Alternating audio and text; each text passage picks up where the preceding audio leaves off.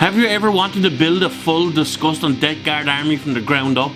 Well then you've come to the right place. Welcome to the start of a brand new painting journey, and it all begins with the servants of Nurgle. This is episode 0, the calm before the plague, and I'll show you what I'm working on, how I plan on painting it, and what you can expect from the channel moving forward.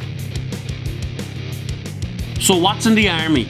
I've got a 19 model strong unit of Plague Marines, backed up by a swarm of Poxwalkers, cultists, and some of Nurgle's more bloated gifts, like a Photite Bloat Drone, a Mephitic Blight Hauler, and a Plague Burst Crawler.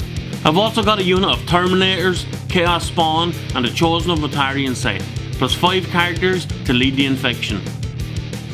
And the goal is a fully painted Death Guard army in a classic Nurgle style.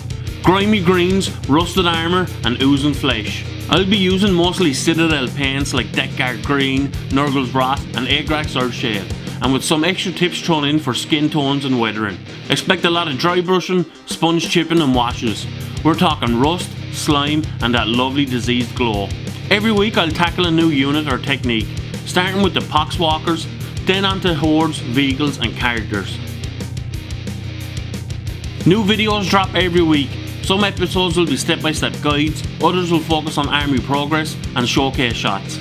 By the end of the series, I want to have an army fully painted and ready for a tabletop showcase. And if you're a painter, a Death Guard fan, or just curious about the process, I'll hope you'll stick around. And if that sounds good, hit the subscribe button and follow the journey. Drop a comment with your favourite Death Guard tip, or tell me what unit you'd like to see painted.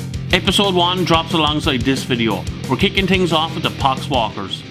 See you there, and may your brushes stay filthy.